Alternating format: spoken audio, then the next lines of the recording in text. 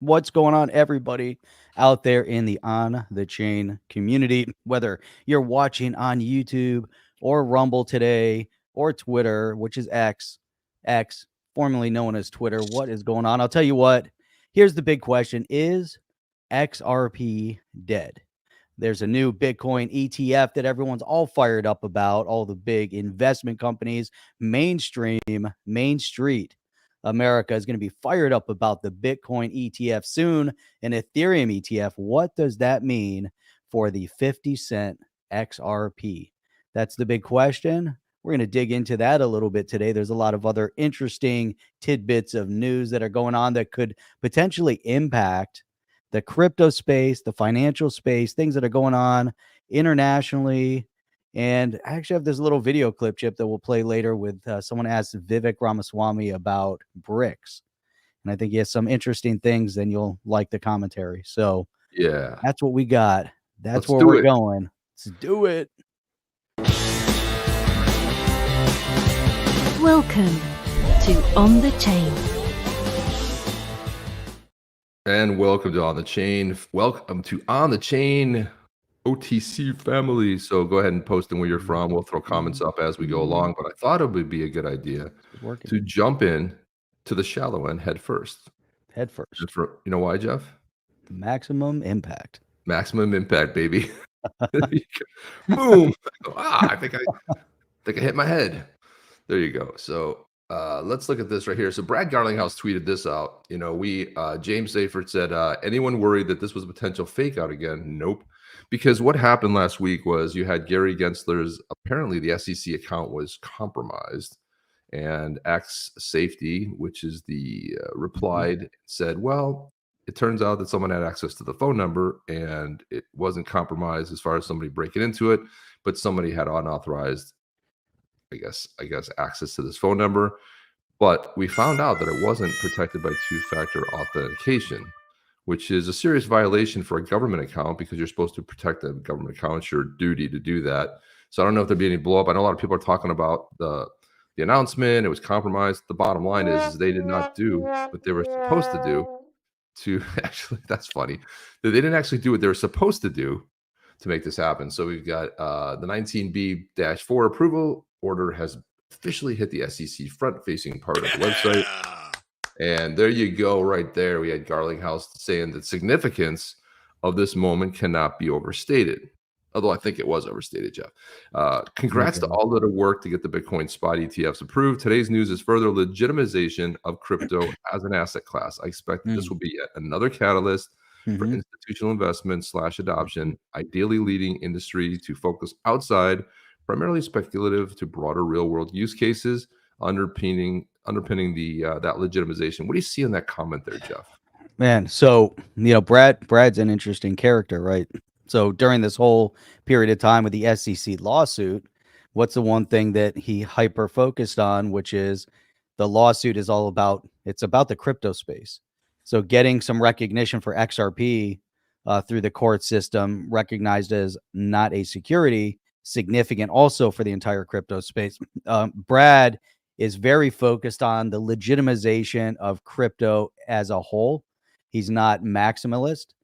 He could just sit there and say, I'm a maximalist only for the XRP, forget about crypto. Or he can even take a different approach, say, I don't need any of that. I just need the XRPL and I need my Ripple net. And we're going to keep focused on cross-border payments and CBDCs. But he's looking at something bigger, and he's right about it. You know, the Bitcoin spot ETF gets Main Street recognition. Will go to institutional investment, which is massive, and you need big institutional investment adoption. It'll be through the ETF, but that also then goes to Main Street. That allows the broader world to invest in Bitcoin, those who otherwise don't want to go down the path of trying to figure out wallets and keys and seed phrases and ledgers and 2FAs, and they want to be protected. They want to go to, whatever it might be. Maybe they want to go to Fidelity and go find an ETF on their Fidelity account, and boom, there you go. Now all of a sudden they're investing in Bitcoin. It's big news. He's 100% spot on. And it does allow more investment, brings huge amounts of money into the space. That means broader research into real world use case for the asset class. I think it's massive. I think it's 100%. That's what I read out of his. He could say it in on X in a little paragraph. It took me like 20 minutes to say it, but there you go. Well, that's good, but you broke it down. I think that was spot on right there. And Jim D says that SEC/Wall Street in one single motion succeeded in preempting the founding vision of Bitcoin by centralizing it under the SEC authority of ETFs. That's Interesting. it's an That's a interesting really statement interesting right there. And it's so Huh. funny, Jeff. You remember back when the Bitcoin maxis were all about, when Bitcoin first came out, it was all like tyranny and it's like death to the banks. And do you remember how they celebrated when banks started like allowing you to custody it and banks got involved? They're all like, yeah, it's coming to mainstream. Like, and this is kind of what Jim D's Right. talking about right here. Is it's sort of you sort of centralized something that was started the whole thing off, right? It was the asset that dug the well and made it possible for everybody else to drink from the digital asset well and spurn this whole revolution. And now we're all centralized under the control of the SEC. And the only reason that Gary Gensler approved it because he was under court order, and he's made no bones about that. He came out with this whole dissertation that he put over there on the SEC about how, and then of course lockstep comes out. Here comes Pocahontas, Elizabeth Warren, with her. Bitcoin is bad. Gary Gensler was on CNBC and he was saying he was talking like he was remembering talking points. He was like, it's illegitimate and it's used for illicit purposes. Like that was the last thing he got in there. Illicit purposes. It's like you're never going to catch up to illicit purposes of bank laundering. Every year there are billions of fines issued out to banks, and most of it is money laundering. Okay, this is fiat currency, Jeff. So this whole idea, like it's running really. I mean, it's this old narrative that they're still playing on illicit activity. Well, it's just got legitimized. There you go, right there. Here's 4C. It's real stale. Yeah. 4C says, after supporting XRP and Ripple for over 6 years, I'm quite frustrated with Ripple. Keep on dumping billions of XRP in the open market every month. Yeah, but a lot of that's for liquidity purposes too. And I'm trying to remember who put that tweet out there that not tweet, it's a post now. Somebody put a post out there and sort of like broke that myth down that doesn't really affect the price action. A lot of it has to do with liquidity, and a lot of it goes back in there to the. But are they really dumping billions though? Because they're taking it out of escrow. They're typically taking 1 billion out of escrow a month, right? And then they use whatever they use, and then they put it back into escrow. So are they really dumping anything on the marketplace? And if it is utilized for furthering the growth of what they're developing, meaning moving some of that XRP asset to other banking infrastructure or financial infrastructure or wherever it has to go, then it's being utilized for the purpose of expanding their business center, which okay, maybe that's a good thing. I don't see any other than right now. I mean, there's others out there, but with real world potential, like tomorrow, if you turned a switch on tomorrow, how many assets could actually be utilized in a real world solution tomorrow? Meaning like with RippleNet, they've already got everything baked in to start utilizing XRP as a solid cross-border transfer solution for full settlement, real-time settlement. They could use if all the banking infrastructure said, hey, we're ready. Okay, hey, tomorrow you guys are using it. And there'll be, whatever corridors are in place. Boom, everything's turned on, everything's functional, and everything's seamless. I don't see that with anything else other than Bitcoin because it's getting recognition now as an ETF, being used for an ETF, but also used in El Salvador, recognized as legitimate currency. And we're starting to see that around the world, that Bitcoin has gained that recognition. So other than Bitcoin and XRP, what other assets tomorrow could have a major impact on the world stage if everything kind of felt perfect into motion other than those two? Look at Lou Mary here. It's like, I want my XRP. Remember that? You had that jingle with that was on. They used to play that I Want My MTV by Dire Straits.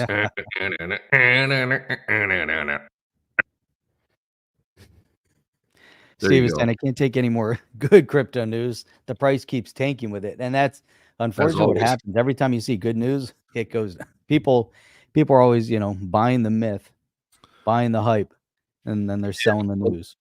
Yeah, sell the news, baby. And like, as we saw, like the market manipulation when that tweet came out or that post, what happened? Everything went through the roof. It went up, and then all of a sudden they said, "Oh, I'm sorry, it was just a mistake." And what I don't understand is the very next day they were announcing it.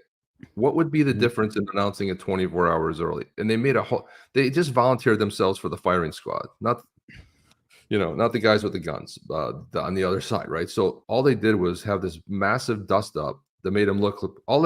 If I'm Gary Gensler and that tweet goes out early, keep my mouth shut, okay? Because they're like, okay, it went out like 12 hours It or was so 24 stupid. hours. Now It you was realize stupid. it wasn't two-factor, and then the Axe had to come back and tell them that, oh yes, it wasn't 2FA protected, and it just made them look Was that for stupid. real though? Was that for real? It was for real. That I think it's bullshit. I think it went out too soon, and he was trying to save face, and the announcement, because come on. But the So 2FA, they hacked his 2FA to announce early, like they didn't what? have they didn't have two-factor. That's the whole point. And when Oh, I when know, but even so, even if they had it, like they announced it, come on. they I didn't think protect he's the so full of credit. shit. He's so full of it. He's Oh, full. for sure. No doubt about that. So our buddy Jimmy Filan, which I had the great pleasure to meet up at the Ripple party, actually the pre-party put on by the fabulous Rob McDermott, was one of the best, funnest places. I mean, Jeremy Hogan was there, and I mean, just a blockchain backer and blockchain trucker. It's just so many people from the community were there. It was a lot of fun.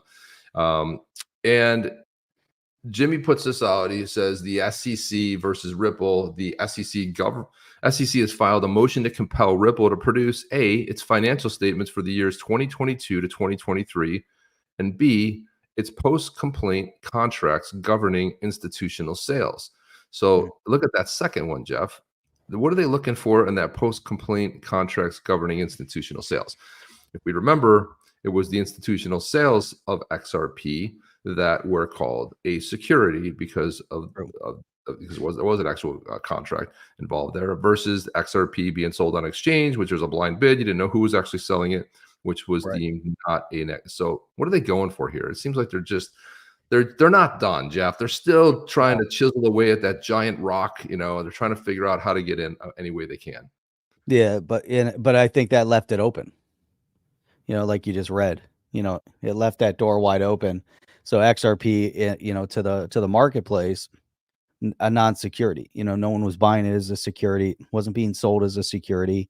In the early days, those first institutions, they're even the judge said there's a good possibility that it was sold as a security. The asset itself wasn't a security, but the transaction was was using it as a security. So this is where it's going to end up. So what happens at this point if it goes on par with how the rest of the banking industry works, like as you had mentioned earlier, with all the fraud and billions and trillions of dollars in fraud over the years through banking infrastructure, the banking industry. And what happens? They pay fines. One bank paid like $1 billion in fine, another pays whatever, So maybe they end up coming out and they have to pay a $700 million fine. Maybe it's a $1 billion fine. Maybe it's a $100 million fine. Who knows? Whatever it might be, there'll be something potentially at the end of it, and then they move on with life because that's going to have to be some sort of an outcome like that. They're not going to crush it. They're not going to say, hey, you guys are done. They're not going to say, hey, you can't use your solution anymore. They're not going to say you have to shut down the XRPL. There has to be an outcome. And the outcome right now is, did it happen? So when it goes to court, the outcome has to be, did they actually sell it as an unregistered security? If they did, well, you can't go back now. It's too late. That was a lot of years ago. Here's the fine you're going to pay. Let's move on with life and let them live. Let them grow their business. Let's change the Right. world. But the SEC right now, as you even mentioned with Gary Gensler, the only reason why he voted yes is because of the court order. So he could have said no. But what happened to the other two commissioners on the SEC that voted no against the spot ETFs? So there are two commissioners that voted no. Gary votes yes. It ends up passing. uh, what's being orchestrated here. He's Well, so against crypto.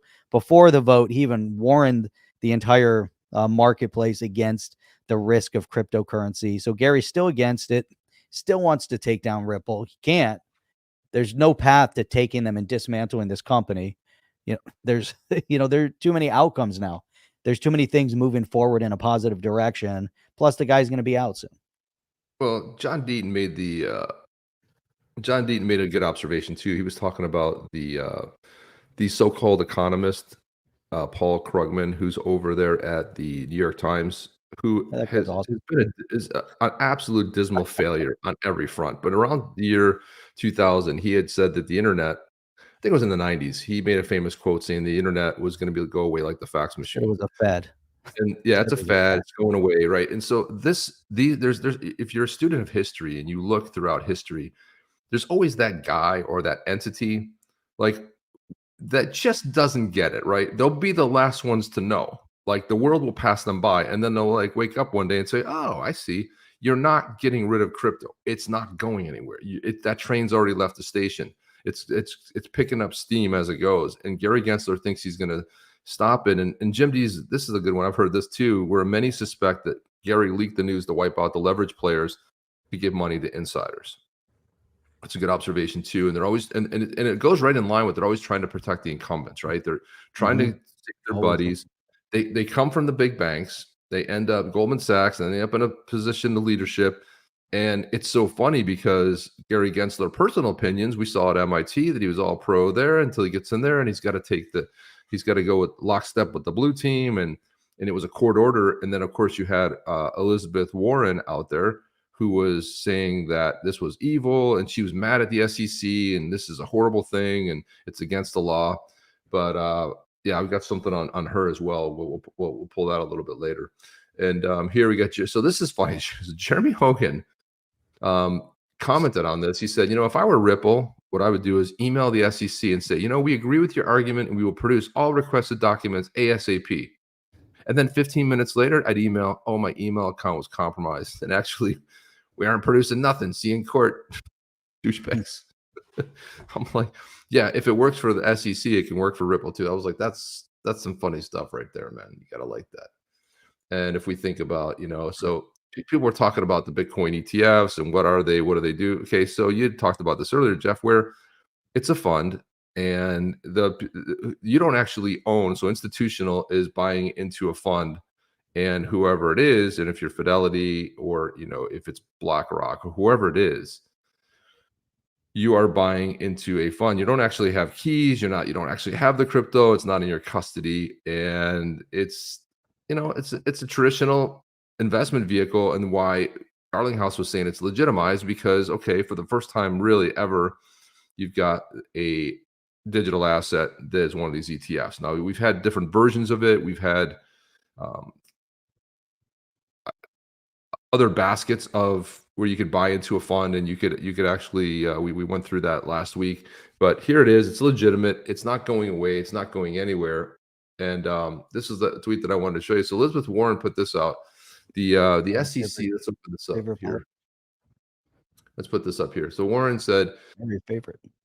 the SEC is wrong on the law and wrong on the policy with respect to the Bitcoin ETF decision. If the SEC is going to let crypto burrow even deeper into our financial system, then it's more urgent than ever that crypto follow basic anti-money laundering rules. Is she dumb, Jeff? Is she just dumber than dumb? Does she not know that it already has anti-money laundering? I mean, know your Yeah. customer, KYC. She's so stupid. She is so stupid. Freaking But that's not the point. I mean, she's doing. I should spin that messaging around. She's actually very smart, because she's very conniving. Oh, yeah. She's a liar. She's a cheater. She stole her positions. She lied to the public. She lied about her heritage. She got positions to teach based on incorrect heritage information, used it to make and earn over $400,000 a year, used that same information to get elected as a senator, gets shouted out as, for all these different things that she lies about, and she's still doing it, so she still wants to manipulate and twist logic. So how is it wrong on law and wrong on policy with respect to that decision? So how is it how are we going to get, what does that actually mean? How is it not following basic AML rules? And to the point we talked about earlier, how is it that banks are bound by KYC AML and yet they still launder money? Banks, big banks, JP Morgan, Deutsche Bank, all the big names have all laundered money. Every one of them, every single one of them has been caught as recent as 2022 and 2023, paying massive fines because of money laundering. So how can she get up there with a straight face with all the media? All you have to do is Google it, and she's going to make those types of statements. Can a digital asset be used for laundering money? I'm sure it can. But her Mima on her pawpaw said that she had high cheekbones, Jeff. Right, exactly. And crypto's burrowing. I'm not so concerned about crypto burrowing deeper into our financial system. I think DeFi should be burrowed deeper into our financial infrastructure. I think it's, more trustworthy than the other side of it. But yet they don't seem to have any issue with the creep of BRICS. They don't have any issue with the creep of a digital dollar that she's big behind. She's a big proponent of the digital dollar. She's a huge proponent of the CBDC. She's a huge proponent of overtaxation. She's a huge proponent of pushing pushing the brain drain here in the U.S. Basically, she's huge in favor of illegal immigration and open borders. So who is this woman? How does anything she say hold any kind of weight or relevancy? That's unfortunately, she's a sitting senator, so hopefully that time is limited also. And she's running unopposed, right? And so that's what BZ was saying. Right. Do you think that Deaton will run against the Hag? He'd win so easy. I think that he would get a lot of support. I don't know. Like you said, first of all, you have to have residence there. You'd have to own a house there. You have to raise at least $1 million to 10 million. I think he'd get that easily from the crypto community.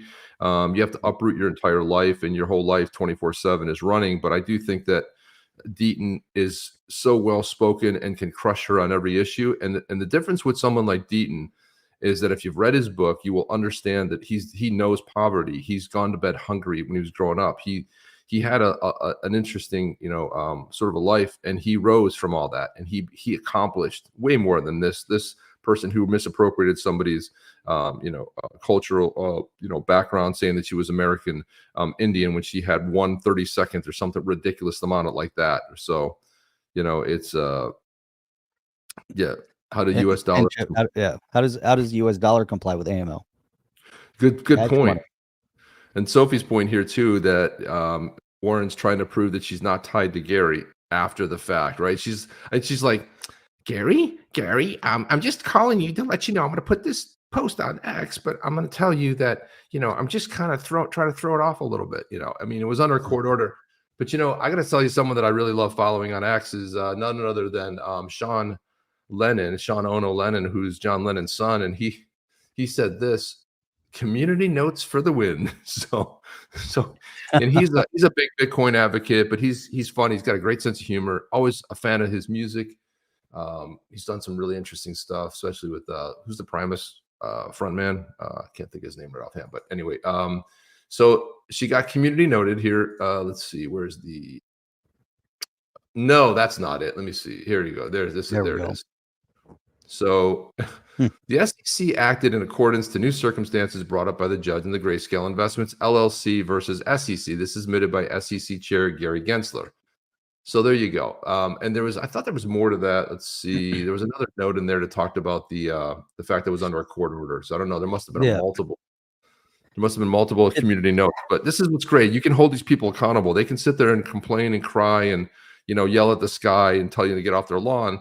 The end of the day is like you can come in with some facts. Here it is. That was Grayscale. That was what I was trying to think of before, is the Grayscale Investments, that LLC versus SEC. And here it is, right. Gary Gensler talking about it here.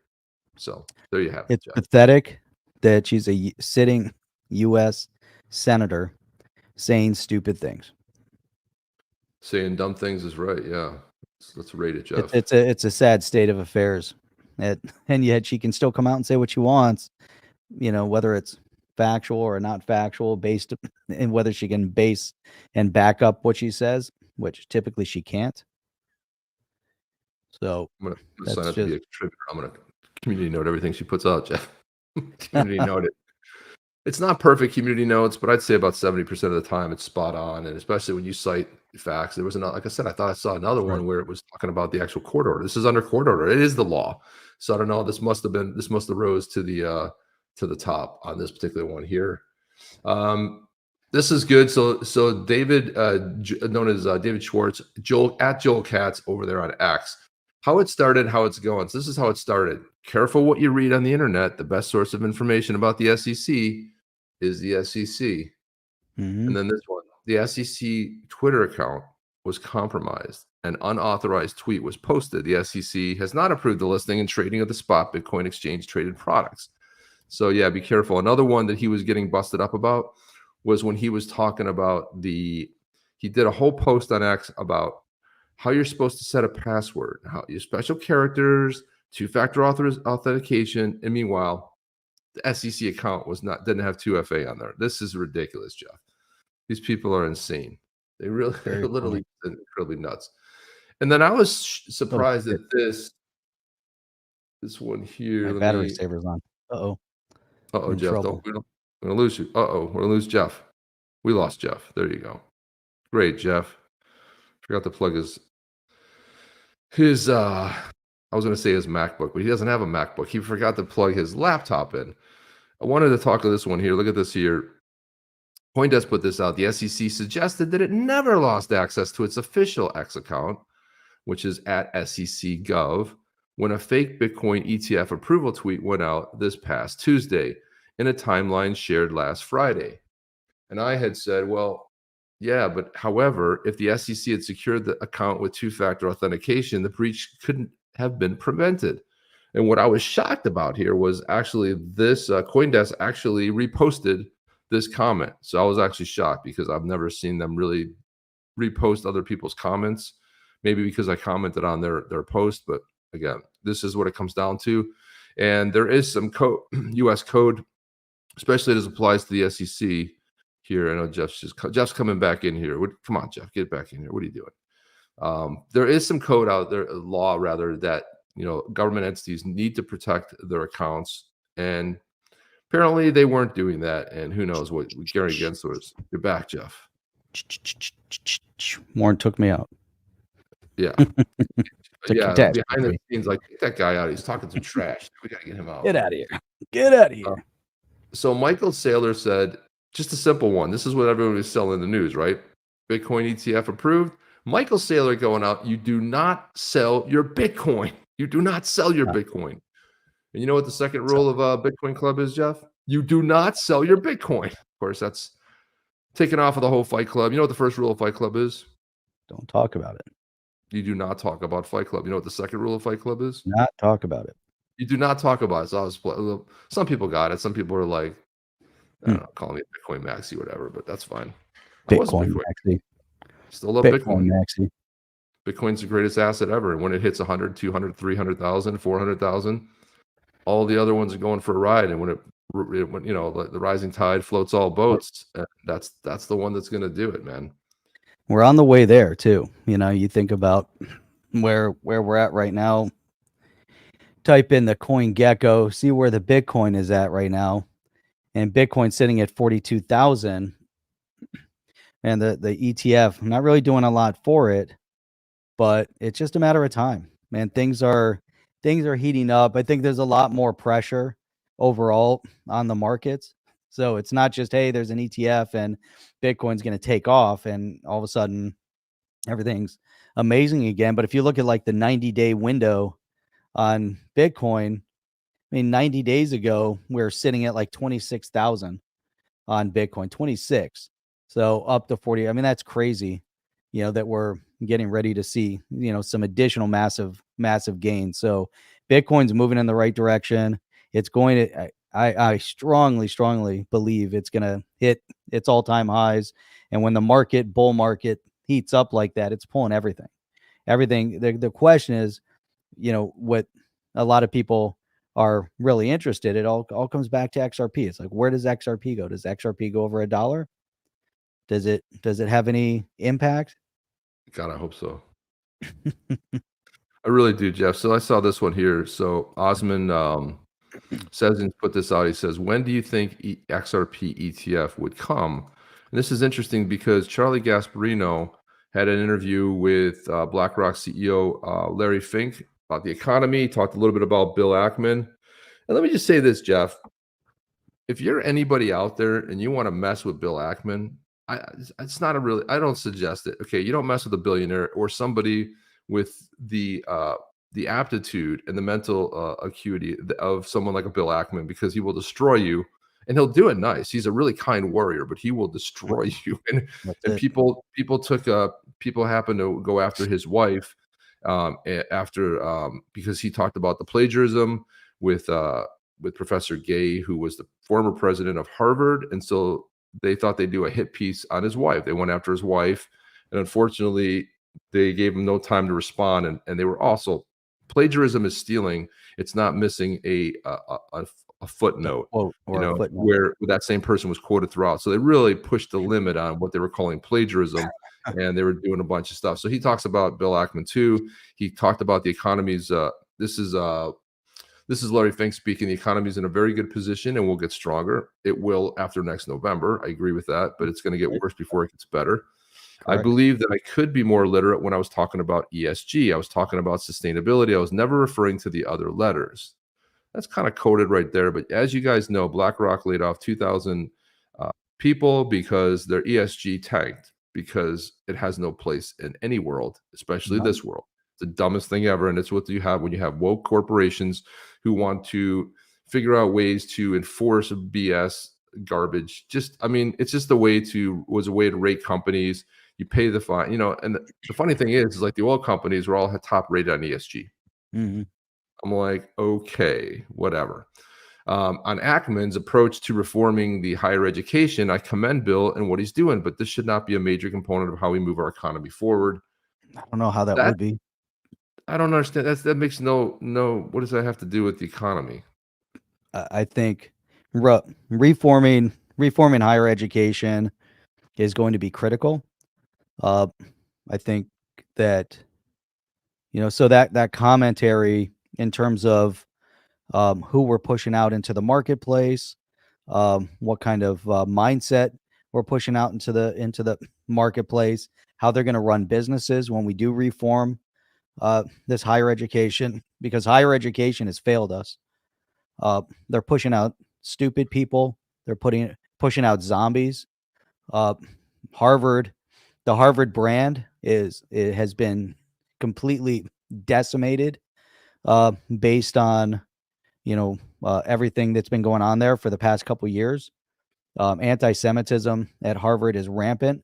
They filed a lawsuit yesterday, and it's going to be a massive lawsuit against Harvard. And that's just the beginning. What they did to Bill Ackman's wife from Business Insider is going to suffer as a direct result of it. MIT professors are going to suffer as a direct result of it. They're coming after all of them. So you want to bring these plagiarism comments. You're going to see across the board, all higher institutions, education institutions, all the Ivy Leagues, every single professor, they need to have all of their PhD dissertations scrubbed for plagiarism, and then let the chips fall where they may. Any reporter, have every single one of their reports screened for plagiarism. Also, look at the commentary, look at the content and the intent. So the Business Insider articles that came out when they told Bill Ackman about it, and at first the wife reviewed it and apologized for missing the quotations, and so then they used that apology to prove plagiarism and wrote another scathing letter. And so Bill Ackman, though, you shared that long tweet storm that he put out, which was massive, and it was very, very in depth, a play-by-play of everything that happened, super damning. People that did that are going to suffer more than they could ever imagine, both financially and the rest of their career. But it's going to be a career ender for the editorial board. It's going to be a career ender for the writers at Business Insider. It's going to be a career ender for the C-suite executives of Business Insider. And then that's just the beginning, because that's just one magazine and one newspaper. Wait till it goes across the board to all the editorial review boards, and we start holding people to a true standard so that you can't corrupt the standard. So Business Insider entrapped. They used false information. They used an apology that was based off of something minor and turned it into something major, and attacked her personally and jeopardized her business.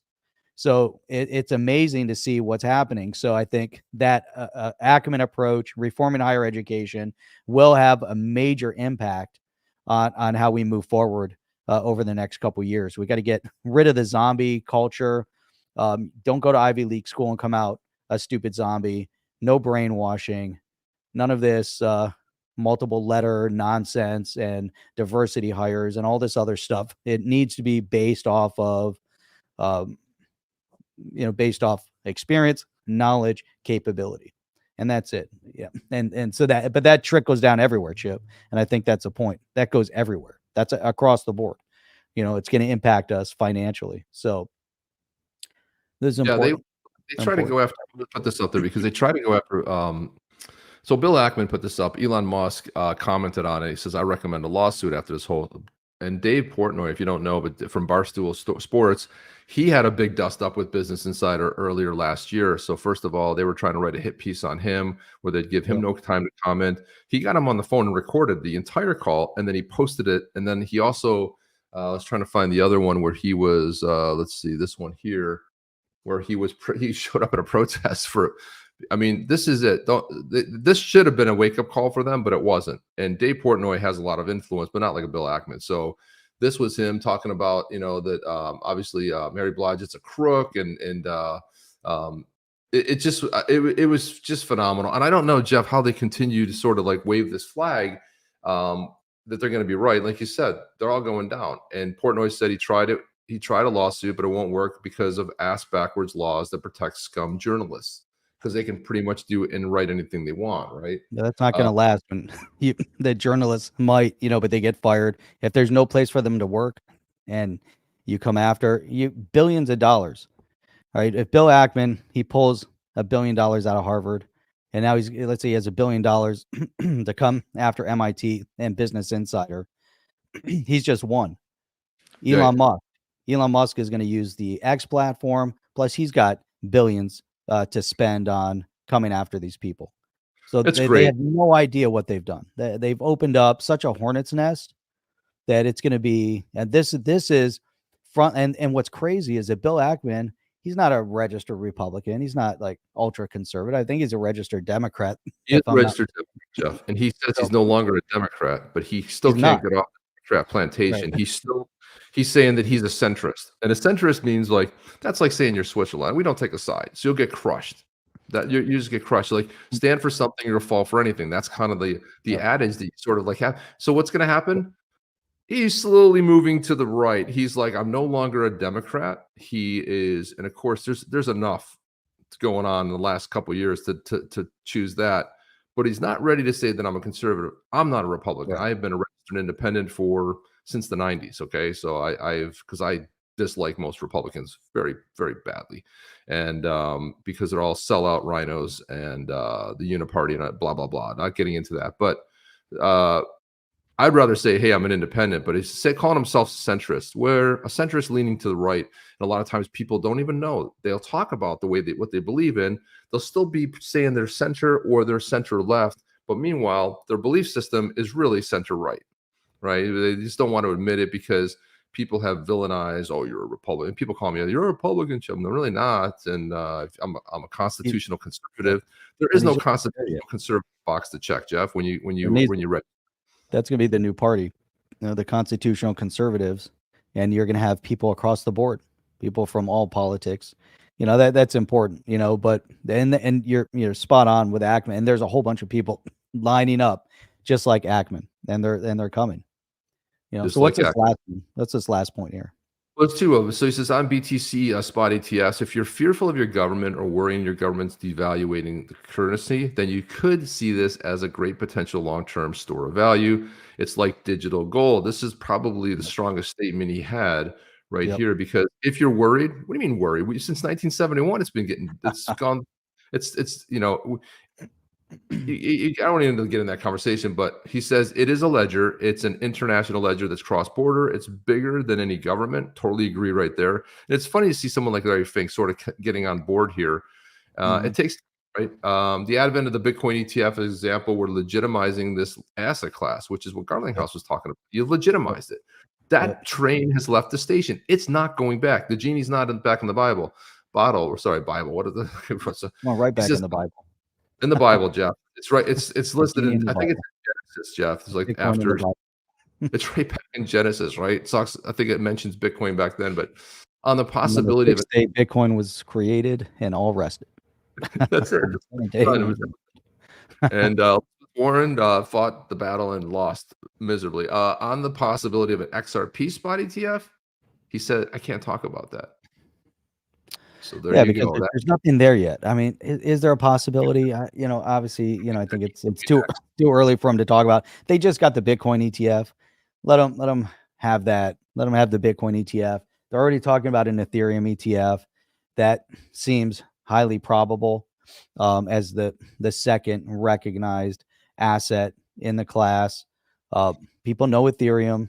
It's a common, both Bitcoin and Ethereum have global, stage. So Bitcoin done, Ethereum most likely, if it keeps moving that way, I'm sure they're going to start pushing for an XRP ETF. But maybe there still needs to be a final settlement, a final outcome of what's going on with Ripple and SEC. Maybe that has to be finalized first. We also saw a Ripple buyback of their stock shares that were outstanding out there. So things are shifting, things are changing, climate's heating up. There's full recognition now that Bitcoin is a real thing, and that's a positive for the marketplace. That's really the good. climate's heating up. Are you talking about climate change? Which climate? You said the climate. The Okay, crypto climate. gotcha. Just Crypto checking. climate. Not talking about Just getting a check right there. climate change. Climate has been terrible changing for stuff. billions of years. Sometimes it's hot, sometimes it's cold. That's right. And humans have nothing to do with it, and the Earth will be here long after the humans are gone. Wowza, Vanguard Group doubling down on that anti-crypto business strategy. In addition to spot, this is what they said. In addition to spot Bitcoin ETFs not being available for purchase on the Vanguard platform, Yeah, see how long that effective lasts. immediately, Vanguard will no longer accept the purchase of cryptocurrency products, including Bitcoin futures ETFs. So this is what happens when you get somebody like trying to double down, Jeff, on the and then so and I said that, there's invariably one that lags behind. There always is, Jeff. We talked about this. The legacy company, completely oblivious to what's going on in reality. And as the world progresses, Vanguard maintains, they'll be like, no, man, we're going to slow it down right now. But, Vanguard doesn't have to worry because of all of the holding. But eventually, at some point, that kind of is how they do customers. I don't know. kind of mindset sinks you after a certain point, right? You remember when the internet came in and there were newspapers, and honestly, I've never read my parents, they read newspapers. I don't know. I never like the feel of but I'm like, you start one story and you got to go find it on page 6 and you got to say, it was too much work. I get all my stuff on X and I get it all, through online stuff. Why would I do that? Vanguard at the vanguard of the rear bumper. Well said, Jim D. Well said. Jim D brought up another point. Uphold may be in a unique relational position to sponsor an XRP ETF. I think that could be, it's Uphold has really, been doing some amazing things. I don't know. Let's see how the Bitcoin ETF rolls out. Let's see their success. And I think from that point, you get a lot of success with the Bitcoin ETF. Then you get a lot of success with others. Jim D is saying Bitcoin ETF fast trade settlement opens the door to a new paradigm to tokenize all assets. And that's another good point. There's a lot of commotion going on right now in the space, especially fighting for reserve currency status. What's BRICS doing? What's going on everywhere. Jeff, let me add this one. This is I'm going to pull this up to center stage. This was a question to Vivek Ramaswamy, and he's going to hit on 2 points. One is BRICS. Well, they're going to mention the Bitcoin ETF, BRICS, and then talk about the Fed. So here, let me play this. First things first, I think all the corporate media are wrong. I think the polls are wrong. I think you're going to deliver. I think you're going to deliver a shock on January 15th. My question is, with the Bitcoin ETFs soon to be approved, what's your thoughts on BRICS as a global organization and the U.S. dollar kind of losing its value, being backed up basically nothing? How do you integrate? I'm sorry, sir. Intelligent questions are not allowed in these press gathers. You're only allowed to ask what is within the Overton window of established issues that do not matter to the future of this country. Yeah. But you asked one that does matter to the future of our country. I'll address it anyway. So BRICS refers to the Brazil, Russia, India, China, South Africa alliance that, among other things, is establishing a currency backed by gold, a gold standard, to replace the dollar as the reserve currency of the world. This is a major problem for the United States. This would permanently increase our borrowing costs if the dollar is no longer the established currency, the established reserve currency of the world, especially at a time where we're $34 trillion in national debt, which isn't a great time to increase your native borrowing costs from the dollar no longer being the reserve currency. So yes, actually, that does matter. The right way to deal with it, though, isn't to try to swat that down, but to increase the value proposition of the dollar itself by pegging the dollar to hard commodities. Single mandate for the Federal Reserve should be dollar stability. Stabilize the dollar as a unit of measurement, period. That's going to be the single mandate of the Federal Reserve, at least de facto, the way it should operate. And I'm going to appoint a chairman of the Federal Reserve who shares that view. And it's the way I'm going to actually run the United States. And I do think that I reject this idea that there's 100 different executive branches of government. There's one executive branch. Read Article 2 of the Constitution. The idea that the Fed is somehow immune from that level of accountability is a vision that I reject. That's why you need to get rid of the Fed. The Fed is never going to be de facto anything. It's going to be de facto grave robber is what it's going to be. It's going to destroy dreams and hopes of people, and that's why we need a real sovereign currency, not a third-party debt instrument. And that's why Vivek, I disagree with him, but he is, people watching this never heard of BRICS. We know what BRICS is, but nobody's ever heard of it. He broke it down succinctly, Jeff. I mean, what did you hear in that statement right there? Yeah, so I mean, some of the things that we're concerned about, that the current administration and current Senate, like an Elizabeth Warren, that they don't seem to be passionate about, is how are we stabilizing our U.S. currency? So we have spending is out of control, $34 trillion national debt, that if our and that's what he brought up. So BRICS is making some big moves. If he had more time to spend on it, he could have broken down all the players, Brazil, Russia, India, China, South Africa.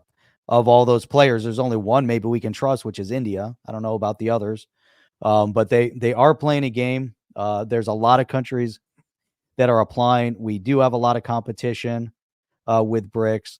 And I think he's really focused also on the Fed, and he's talking about the Fed isn't immune, and I think it would be immune to an audit, and I believe that the Fed isn't running on its own.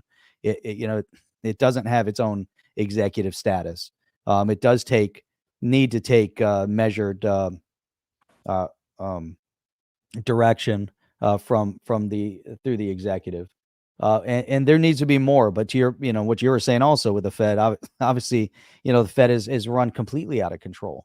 But he's just hitting on some really, really critical points. And it just says it in like 40 seconds. So he could probably have expanded a lot more, but the impact of ignoring a BRICS, going to a gold standard. And here's the other point, I think, that was actually of all of it, everything else, is pegging the dollar to hard commodity. So if we're going to take BRICS to a gold standard, bring the dollar to a hard commodity.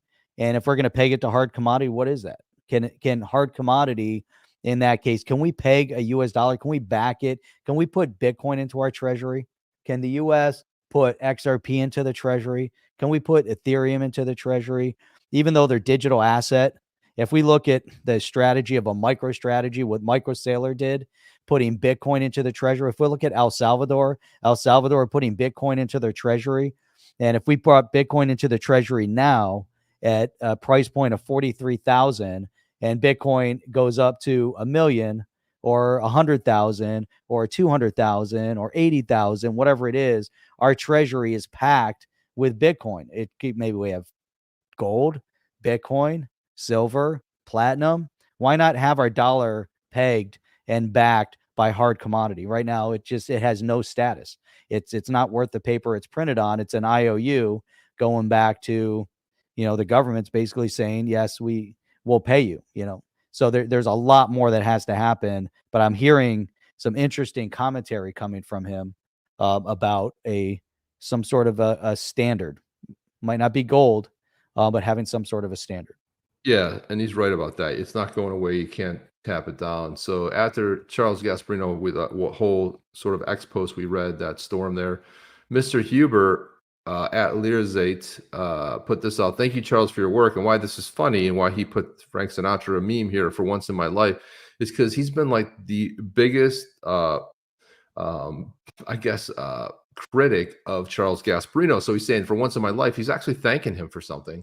And then here we had, and then of course, Charlie comes back with what they do in Germany before the bratwurst is served. So, he's still hammering him about something. And of course, Huber came back with this. Today, my heart is bursting with indescribable mix of pride and joy, watching my dearest friend, Charles Gasparino, conduct a groundbreaking interview with Larry Fink about a 60-cent XRP ETF on Fox News was more than professional triumph. It was deeply personal victory. His brilliance and dedication mirror the depths of our friendship. Feeling truly blessed. And he put this picture of Gasparino up. I don't know. I thought this was funny. So it was a good thing to see. And before we get on to, I know I see Apex is in here too, but Apex has been hard at work on this blockchain builders report right here, which is interesting. 124 developers, active developers. The dev count ranked 32/100 of the top coins. And then if you want to know the developer state, so this is something he's rolling out on an upcoming space. This is going to be interesting to see. The full report will. That space? It's coming up like January 20th, I think. Yeah. I think. Let me see. Let me go. I'll tell you what we'll do is we'll go look at Apex can. Let me see. It's right there. It is right there. So it's the January 20th at 9 p.m. My reminder is set for that already. So there it is. That's when they're going to roll it out. That's a Saturday night. January 20th is a Saturday night. That's next weekend. Next Saturday, 9 p.m. Eastern Standard Time on Spaces. So there you go. Yeah, on a Spaces too. Here's a sneak peek too. 83 active developers, now dev count ranked at 44 of 100 top coins. So this is interesting. He's taken all this public data and he's sort of like distilled it down so you can see what kind of active developments happening with some of your favorite blockchains out there. So it's kind of a cool thing. And how it came about, the way I understand it, was he was looking to see, there has to be someone who has to have done this, right? I mean, he's looking to try to find out, like, is there a place I could go to find it? So he couldn't find it, so he built it himself. So I think it's pretty cool. So it'd be good to see a little bit more of this. But there you go, right there. Follow for updates. That's Apex Crypto Alpha. You need to put that in here somewhere so I can click on it. Can't click on that. Don't worry, I'll guide you with how to put out a post. Make sure in the next post you put out, you put at Apex Crypto Alpha, because I have to type that in. It probably won't be easy. Let me see, Jeff. I can do this on live. A crypto. See, I've already made a mistake. What are you doing? I'm trying to type in Apex. See, Apex Crypto there. Alpha. And what you do is you actually put that in there so that I can click on it. Got it. There it is. There it is. Okay, that is his. I was thinking it was something different because I know him as Apex Crypto, but that is his. That makes sense. Yeah. Why would you follow it? Seeing it. I got you. All right. Never mind. I went off. I thought it was a new one that was just that. Maybe that's what you want. Maybe you want a sort of you create a bot that goes ahead and pulls data points and then goes ahead and posts it on X, and have and call it the blockchain builders report, BB report, the BB report or something like that. And that's its own Twitter account, or I should say X. I'm always going to call it Twitter, Jeff. I'm never getting away from that. It's hard to, yeah. And is it an egg? Is it a tweet? What exactly is .com, Jeff? I mean, come on. It's pretty simple, right? I mean, come on, man. Jeff. Come on, dude. I mean, come on, right? Come on. This one Come too, of humor from the Ripplers over here. This is Joel Katz, David Schwartz again. He said, interviewer, can you perform under pressure? Me, meaning David Schwartz, says I can beatbox it, but someone else has to sing. And Neil Hartner put this little meme out. He's like, Kevin, I'm dying. He's beatboxing. Please stop beatboxing.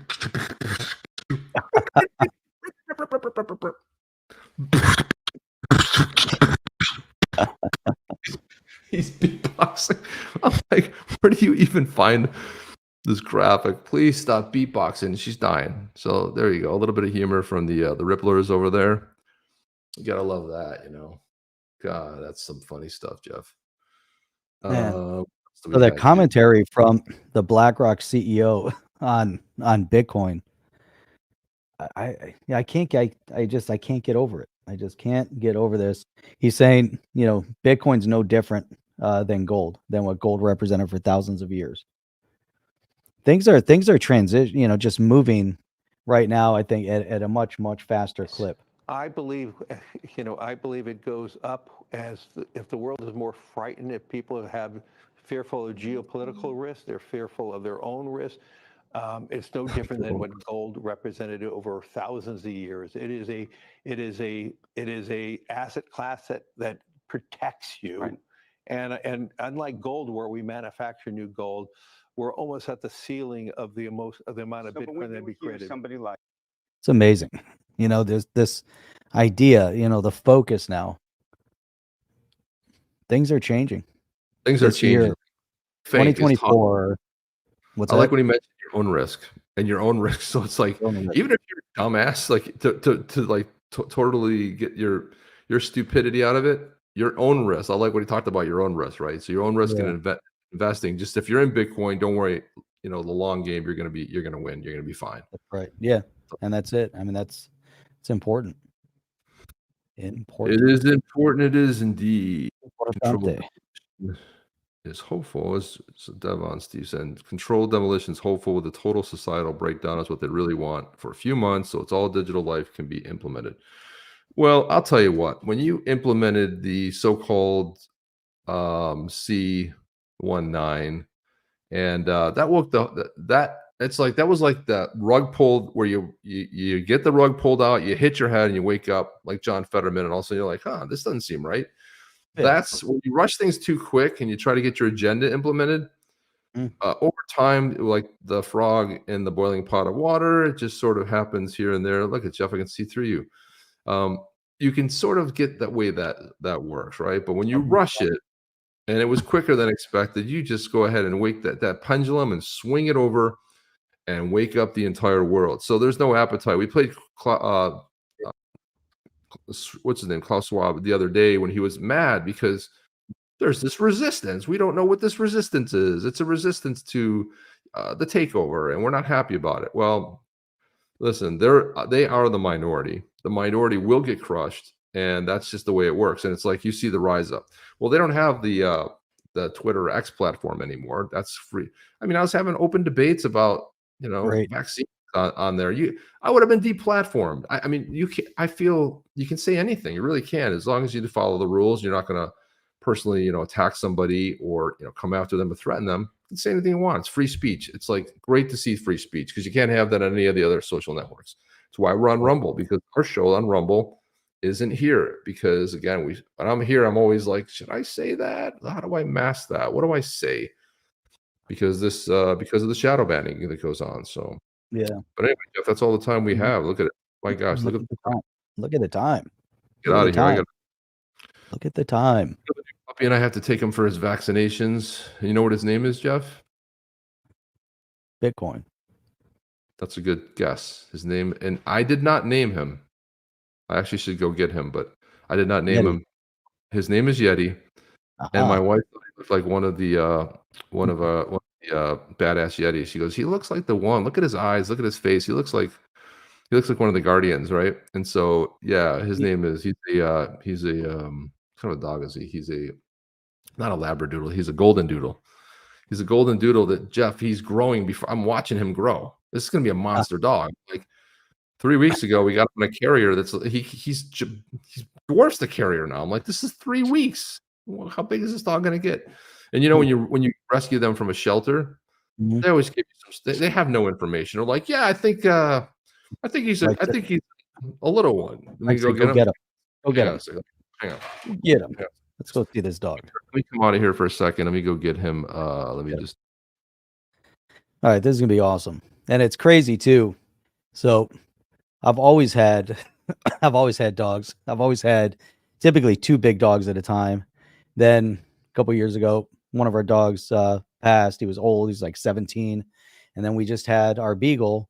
And then about 2 months ago, when our beagle died, now we have 0 dogs. And so this is like, it's such a interesting time for dog owners out there. If you've ever been without a dog, I've never been without a dog in the house. And Chip, here's Chip. Chip's coming in. He's got his dog. But it gives you a lot of freedom when you don't have a dog in the house. All right, Chip, add yourself to center stage. Come on now. Come on. There he is. Look at that dog. Everybody meet Yeti. What's up, dude? Oh my god. Hey, hi to everybody, dude. Say hi, wave. There he is, little Look at Yeti. that. Little Yeti's getting big. He got a little bath today because he was a little bit of little stinko. But Oh my god, he's awesome.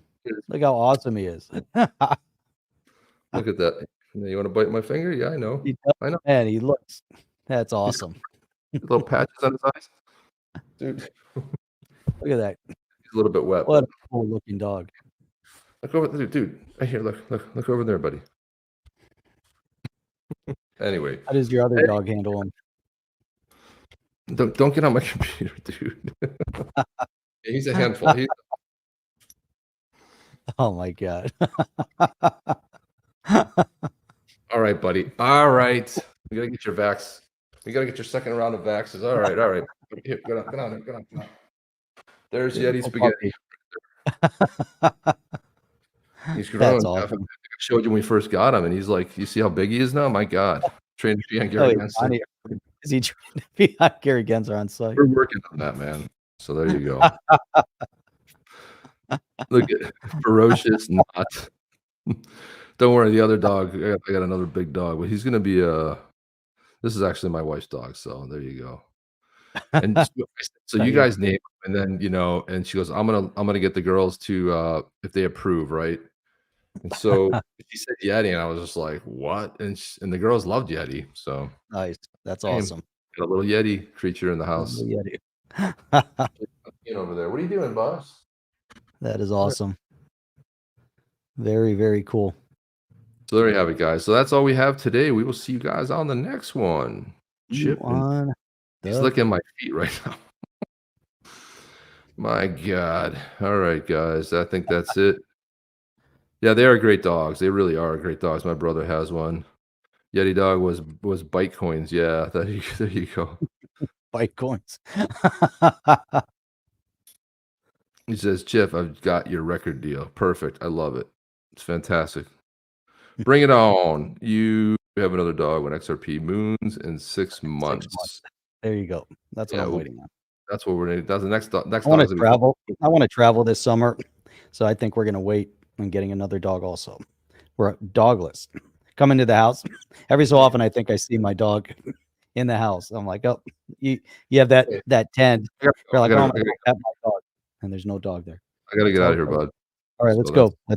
We'll be back tomorrow night, 7 p.m. We'll be back tomorrow night, 8 p.m. Eastern Standard Time, Sunday, over on Rumble. So we'll be on Rumble, which will be awesome. We'll check you guys out on Rumble tomorrow night, 8 p.m. Eastern Standard Time. Until then, we will check you guys out on the next one. It was great seeing everybody here. Appreciate everybody here on the chain family. You guys are outstanding, both here on YouTube and over everyone that's watching us over there on Rumble. So make sure if you haven't joined us and followed us yet on Rumble, go check us out over there. Follow us on Rumble. And that's it. We are out of here. Check you out tomorrow night. Are you down with OTC? Please like, subscribe, and click the bell to be notified when the next video drops.